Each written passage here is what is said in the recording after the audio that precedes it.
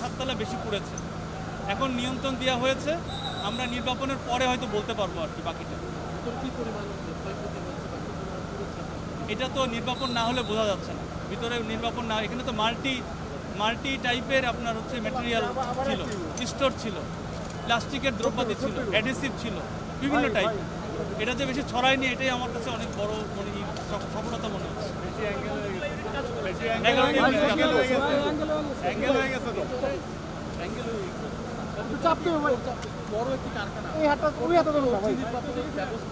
না, পর্যাপ্ত ছিল না, এটা খুবই কম ছিল, যৎসামান্য, মানে 2-1টা এক্সটিংগুইশার ছাড়া আমরা এখনো দেখি নাই। এটা খুঁজলে পাওয়া যাবে, কিছু এক্সটিংগুইশার আছে, বাট আমাদের নির্বাপন হলে বোঝা যাবে আসলে কি কি ছিল, এখনো দেখলে বোঝা যাবে।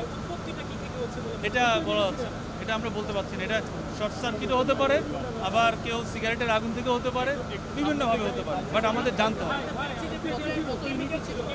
কেমিক্যাল তো থাকবে, কারণ জুতার অ্যাডহেসিভ এটা তো একটা কেমিক্যাল এজেন্ট। এই কেমিক্যাল তো আপনার বিভিন্নভাবে পুড়ে, এবং প্লাস্টিকের যেই চামড়া থেকে তো আবার কেমিক্যাল এজেন্ট তৈরি হয়, সুতরাং এটা হবে। এটা আমাদের আনুমানিক 3 ঘন্টারও কম লেগেছে, 3 ঘন্টারও কম। 11টা ইউনিট।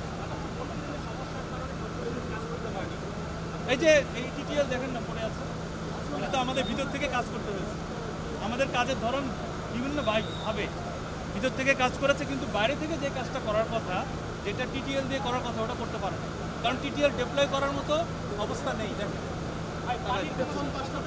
পানির সংকট ছিল, অবশ্যই পানি, আমাদের বিশেষ পানিবাহী গাড়ি এসেছে, কারণ পানির সংকটের কারণেই আমরা এই সমস্ত পুরাতন জায়গা, এই পুরাতন ঢাকা, তারপরে এই যে হাজারীবাগ, এই ধরনের যতগুলো জায়গা আছে, এখানে আমরা পানির সংকটে পড়ি।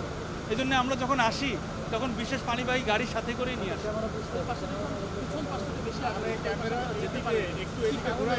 কনজাস্টেড জায়গা, বুঝতে পারছেন, কাজটা করতে পেরেছি আমরা ভিতর দিয়ে, বাইরে থেকে বেশি একটা করতে পারি নাই।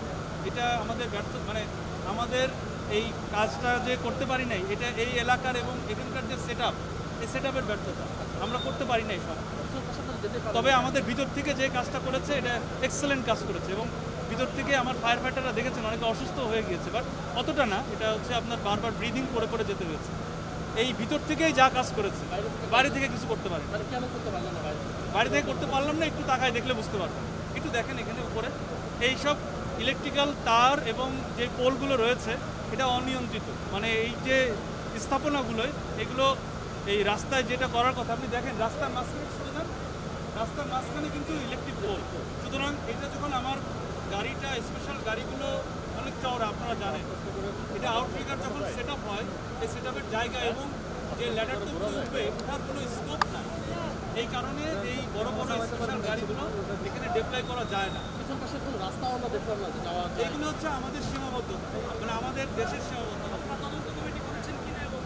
এটা আমাদের বললাম নিয়মিত কার্যক্রম, যে কোনো অগ্নিকাণ্ড ঘটলে, যে কোনো ডিজাস্টার ঘটলে আমাদের